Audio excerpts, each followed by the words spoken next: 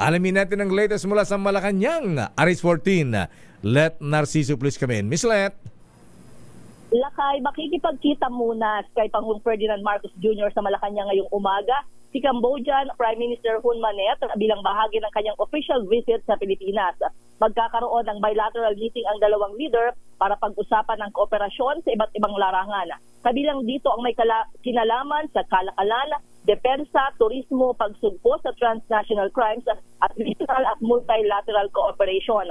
Pagkatapos ng pulong ay haharap ang Pangulo at si Hun Manet sa media para sa kanilang joint press statement kung saan ipipresenta rin ang lalagdaang mga kasunduan sa pagitan ng Pilipinas at Cambodia. Naghanda rin ang palasyo ng espesyal na salo-salo para sa Cambodian leader at kanyang First Lady Chan Moni.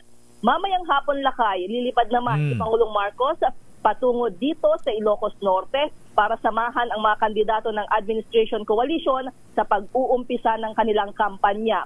Gaganapin ang proclamation rally ng Alyansa para sa Bagong Pilipinas sa Ilocos Norte Centennial Arena dito sa Lawag. Lakay? Teka muna ate, saan ka ba talaga? Nasa Lawag ka ba o nasa Malacanang pa? nasa Lawag na ako. Aba, na kumakain ka na ng empanada dyan ha, tsaka bagnet, tsaka puki-puki ha? Hindi pa nga, Lakay, kasi gabi na kami dumating kagabi, pero marami pang tao sa plaza. Mukhang fiesta ba dito ngayon, Lakay? Pamulinawin? Nga pala, teka muna, February ngayon ang... Oo, parang February. Ang fiesta yata dyan, teka muna, January nga ba o February ang fiesta sa Lawag? February, Lakay, parang month-long yung celebration. Oh, ganun kagabi ba? na maraming tao doon sa plaza. Kaya pala dyan isinagawa ang kick-off rally ng Alyansa ng Bagong Pilipinas ngayon.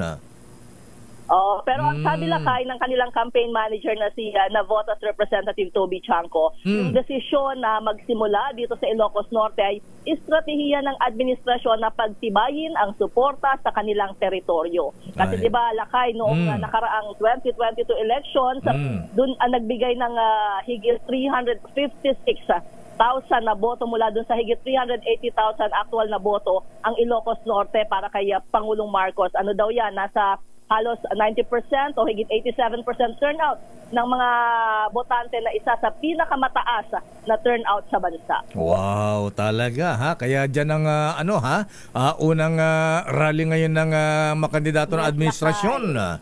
Ayan. Ang kanilang kick-off. Ano ba ang pangako ni Apo Gobernador Matthew Marcos Manotok? 12-0 ba? Mamaya aabangan natin, Lakay, dahil yung 12-0 yan yung gustong mangyari ng presidente, yung makuha ng mga kandidato ng administrasyon ang 12-0 seats sa Senado ngayong May 2025 midterm election. Kaya yung mga mayor dyan sa Ilocos Norte, katulad nung mayor namin sa Pinili, Ilocos Norte, ha? Si Mayor Romela Labasan, ha? Manong busti kwa apo, paglugan na kiti mapandi jay rally, tuno malem. Bus-bus ngayon ang dala ng mga mayor, ha? Para sumama sa rally ng mga kandidato ng administrasyon sa Lawag. Oo, makikita natin yan mamaya, Lakay. Ito palang Ilocos Norte Centennial Arena dito sa Lawag ay itinuturing na pinakamalaking indoor venue ng Northern Luzon. Doon ba gagawin? Indoor sa loob ng stadium? Lakay. Ganun ba? Akala ko open. Sige, baka nga naman umulan Umulan. Pero maganda naman yung panahon dito ngayon, Lakay. Yan, kasi dito sa Metro Manila, umaambon-ambon Ayan. Dito maliwanag ang papawirin. Okay, sige, abangan natin yan, Miss Let, ha?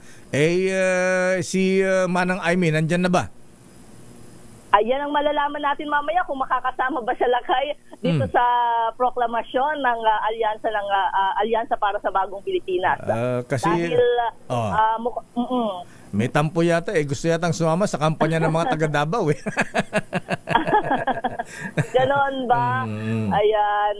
Alam mo, sabi kasi ng Alyansa, Lakay, bagamat alam natin na iba yung posisyon ni Manang Aimee dun sa ilang mga issue, hindi papalitan ng Alyansa si Manang Aimee dun sa kanyang pwesto sa 12 seat, 12 seat ng administrasyon. Okay, maraming salamat Miss Let mula sa Lawag City. Good morning, balik sa iyo, Lakay.